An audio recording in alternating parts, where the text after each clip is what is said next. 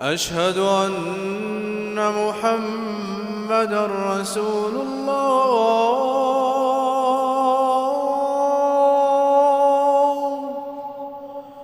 La signification du témoignage que Mohammed est le messager d'Allah. Cela signifie croire à ce qu'il nous a apporté de vérité, pratiquer ses commandements, fuir ses interdits et adorer Allah conformément à la législation qu'il nous a instaurée et dans le respect de ce qu'il nous a enseigné. Qu'est-ce que cela implique pour moi de croire que Mohammed est le messager d'Allah? Premièrement, croire aux informations qu'il nous a communiquées en tous les domaines, dont les choses du monde invisible, le jour dernier, le paradis avec ses plaisirs et l'enfer avec ses supplices, les événements qui auront lieu le jour du jugement, ses signes annonciateurs et ce qui se passera à la fin des temps, les récits concernant les anciens et ce qu'il se passa entre les prophètes, paix sur eux, et leur peuple auquel ils furent envoyés.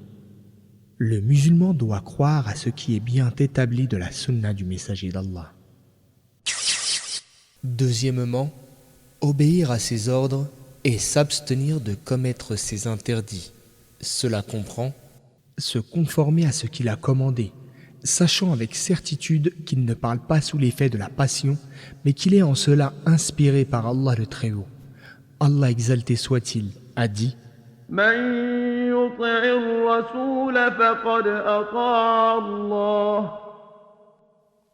Assurément, qui obéit au messager a obéi à Allah. Verset 80 de la sourate Les Femmes. S'abstenir des choses qu'il nous a interdites, comme les mauvais comportements et les agissements préjudiciables. Or, nous croyons que nous avons été privés de ces choses, qui nous ont été donc interdites, pour une raison sage voulue par Allah et qui va dans le sens de nos intérêts, même si l'explication peut quelquefois nous échapper. Croire que le respect des commandements et interdits qui nous ont été imposés ne peut que nous apporter bien et bonheur dans ce monde et dans l'autre, comme Allah le Très-Haut dit: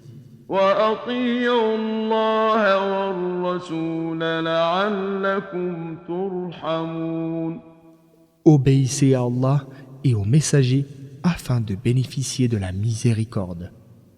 Verset 132 de la sourate La famille d'Imran.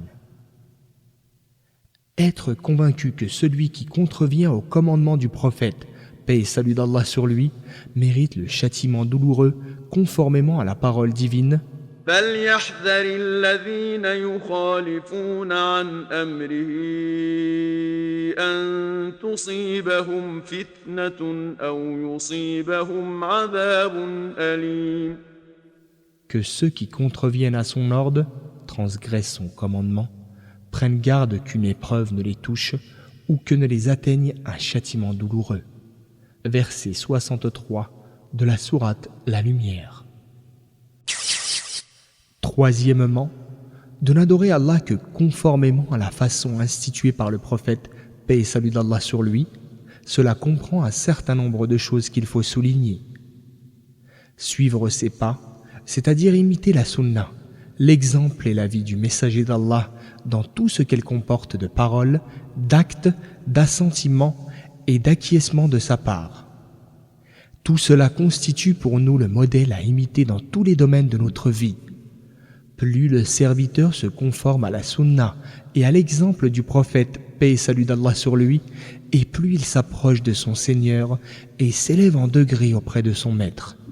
Allah exalté soit-il a dit: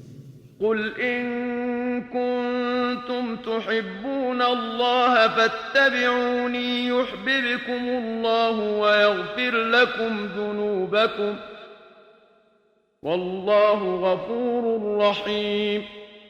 Dis, si vraiment vous aimez Allah, alors suivez-moi et Allah vous aimera et vous pardonnera vos péchés. En vérité, Allah est tout pardon, toute miséricorde. Verset 31 de la sourate La famille d'Imran. La législation divine est complète, puisque le prophète, paix et salut d'Allah sur lui, a transmis toute la religion et les prescriptions dans leur totalité sans rien en omettre. Aussi, Est-il interdit pour quiconque d'inventer une pratique cultuelle qui ne nous a pas été instituée par le messager d'Allah, paix et salut d'Allah sur lui? La loi divine est valable pour tous les temps et tous les lieux. Les prescriptions religieuses citées dans le livre d'Allah et dans la sunna du messager conviennent à tout temps et en tout lieu, car personne ne connaît mieux les intérêts des hommes que celui qui les a créés et sortis du néant. La plénitude du cœur et la paix intérieure s'obtiennent avec la croyance en l'unicité d'Allah. La conformité à la sunna, afin que les actes d'adoration soient acceptés, il faut que l'intention soit pure, que l'acte soit voué exclusivement à Allah, que seule la satisfaction d'Allah soit recherchée derrière l'acte accompli. Il faut aussi que l'acte d'adoration soit conforme à ce que le messager d'Allah a institué. Allah exalté soit-il a dit: فمن كان يرجو لقاء ربه فليعمل عملا صالحا ولا يشرك بعبادة ربه أحدا. Que celui qui espère la rencontre de son Seigneur, qu'il accomplisse donc des bonnes œuvres et qu'il n'associe dans son intention personne d'autre dans l'acte d'adoration qu'il accomplit pour son Seigneur, c'est-à-dire que celui qui espère la récompense et le bien quand il rencontrera son Seigneur, qu'il accomplisse donc des œuvres bonnes et qu'il ne recherche la satisfaction de personne d'autre et qu'il ne voue à personne aucune part de l'adoration qu'il destine à son Seigneur. Verset 110 de la sourate La Caverne. Le sens de bonne, dans l'expression œuvre bonne, est juste, correct, conforme à la sunna du prophète, paix et salut d'Allah sur lui. L'interdiction d'innover dans la religion.